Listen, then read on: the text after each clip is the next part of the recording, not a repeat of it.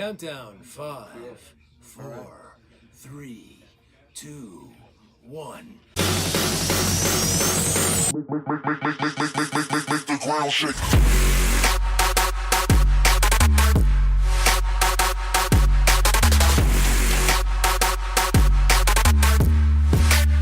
Make the ground shake. Make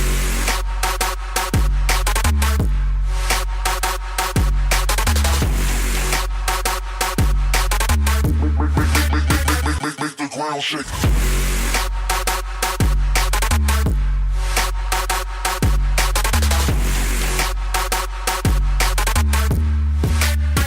Make the ground shake.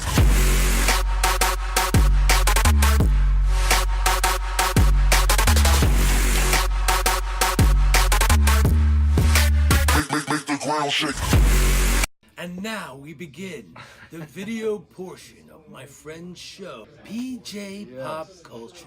The man's here to interview me, that's right, Rodney Ramos, comic book artist for a very long time.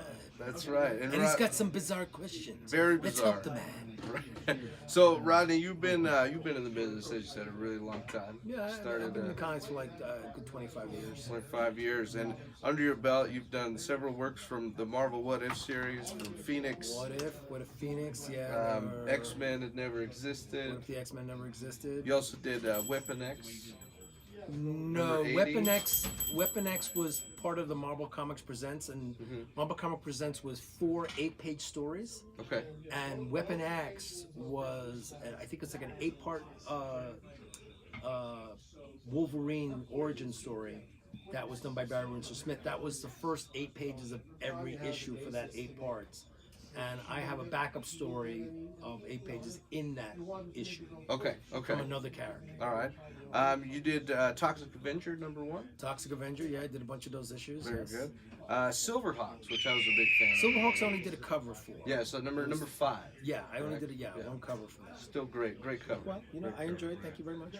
You also did a lot of penciling. You did some Thundercats, number 24. Last issue of Thundercats, yes. The old saying is I helped kill that book. I mean, And you also did, like you said, Marvel Comics Presents at 46 through 49. right. penciling. Those are the issues that have, I think they had, that was the tail end of that Wolverine and then some other stuff too, yeah. Very cool. And then you did some Spectacular Spider-Man inking, stuff like that. Yes. Those were a couple of issues over James Fry, and then there was some other issues too that were fill-ins and help out, yeah. Awesome.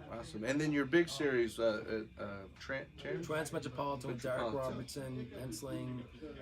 He's Warren Ellis, Derek Robertson, co-creators of the series. Warren wrote it, and Derek drew it, and I inked it. Very nice. Well, I love your art. I very thank much you. do. And thanks for the interview today. So, if you're ready, we'll just fire off these I questions. thought we were going already. Here. I'm confused. I think he's confused. So the first question I have for you, Rodney, is when exactly did you start working in the comic books, and what inspired you to do comic book art? Well, I always wanted to be a comic book artist. I've been drawing comics, my own version of comics, since I was a kid. It was my only escape.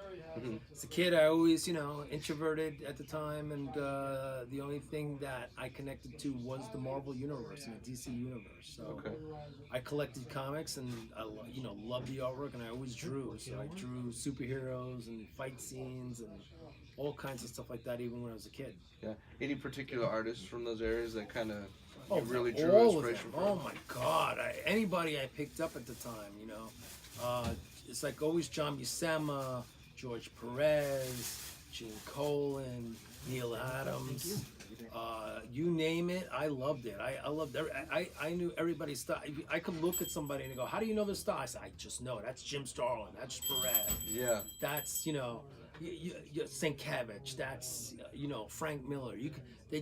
Artists have distinctive style, so it's once you know their style, you're like, oh man, I know exactly who that is. Yeah. Yesterday at the expo, you actually called out my Black Panther shirt. Yeah, You knew I right mean, the year, because the artist. Right, because a lot of that art. The artists have distinctive stuff, particularly back then. Like if you look at Gil Kane.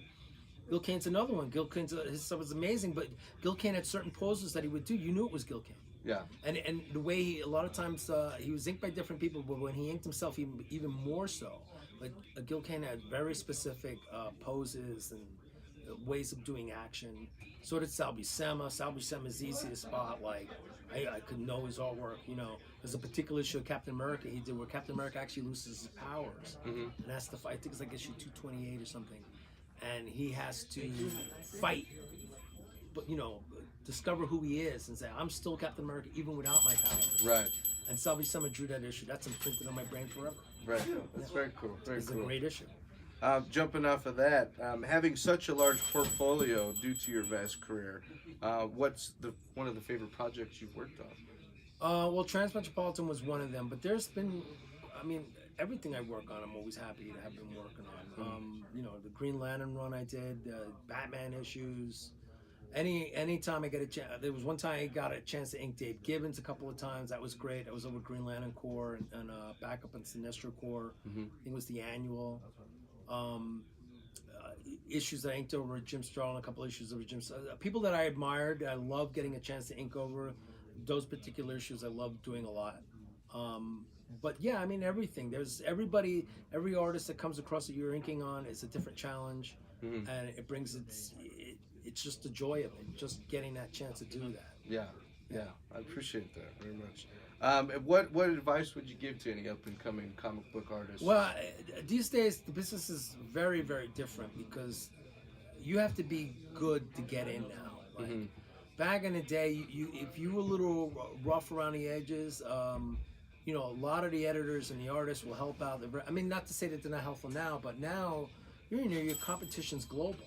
Right. Because all you need is an internet connection in Manga Studio or a scanner, and you can be anywhere in the world and do your comic books. Yeah. Before it was difficult because a lot of stuff was FedExed in, and the editor had to be dealing with, all right, the pages from FedEx came from this penciler, then he's got to ship it out to the inker or the letterer.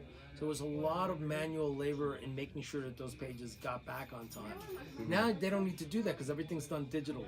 And so you can send the penciler can send the blue line files straight to the inker, and then of course the letterer will get those final files after those two are done. And the same thing with the color, so you can have the coloring and the lettering done at the same time. Yeah. So it's changed a lot, and so the reason why it's made it difficult is because now the companies have more access to more talent.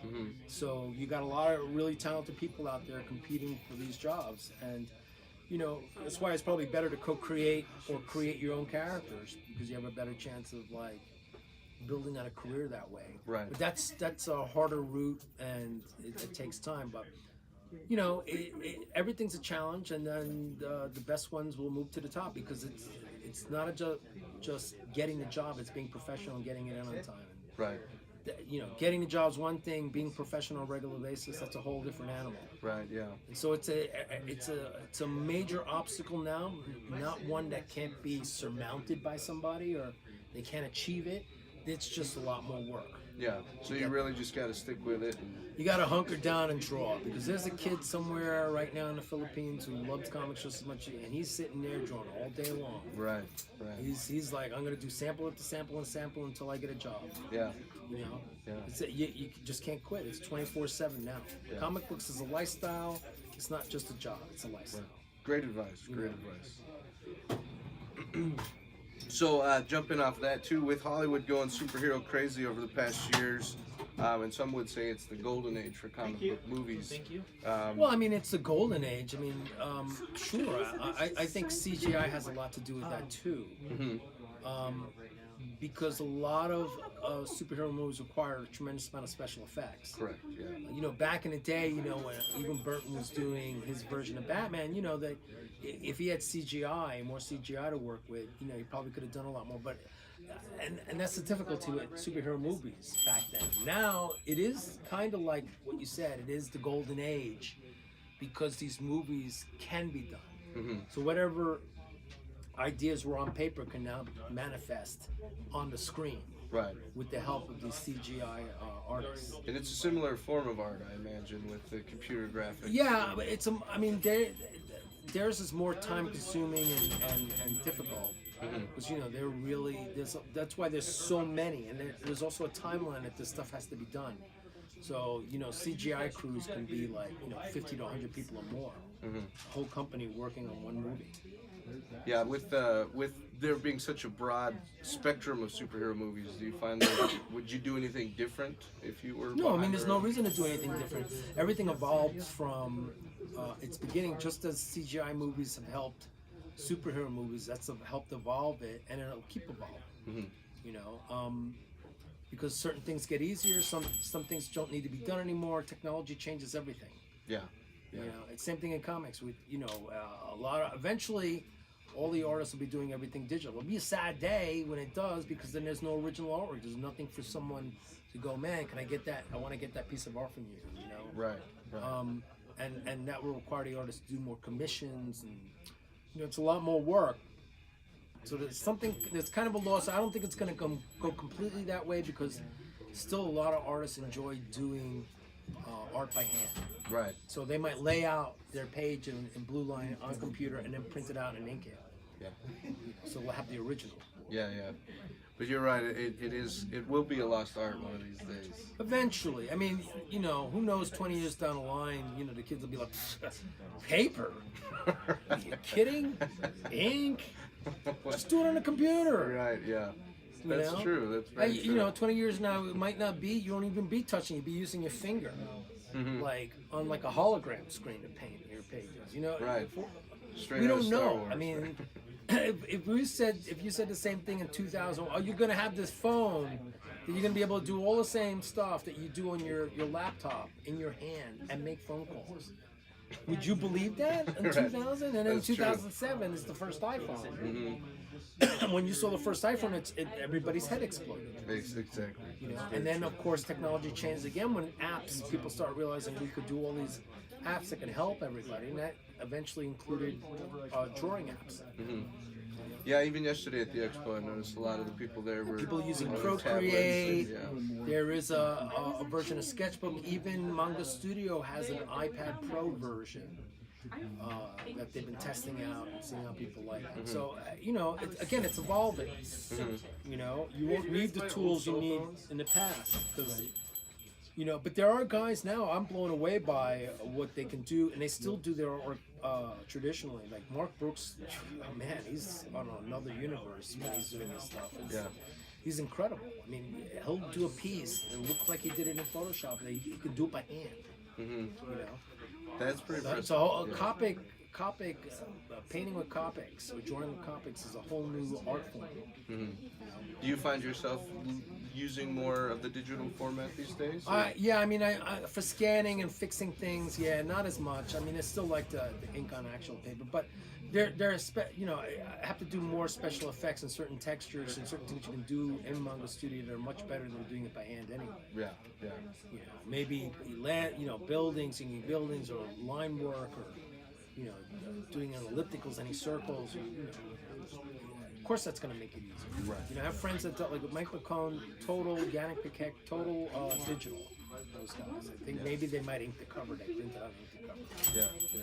But they're way ahead of the curve anyway. Yeah, that's super cool, man. Final question for you, just for the fans out there. What's the best way to keep in touch with you and follow along with your? Well, you can friend me on Facebook, but the best thing to do is follow me on Instagram as Rodney Ramos Comic Book Artist. And if you put my first name, Rodney Ramos, together, it'll come up with Comic Book Artist, and then just click on it and follow me there. Okay. I think everybody's being followed on Instagram now. It's the easiest one. It is. It's The less combative for a platform.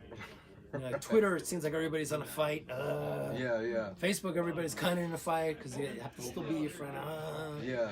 And Instagram is the friendly, happy ground where you can people can follow as many people as they want. Or, I think people have hundreds of thousands, millions.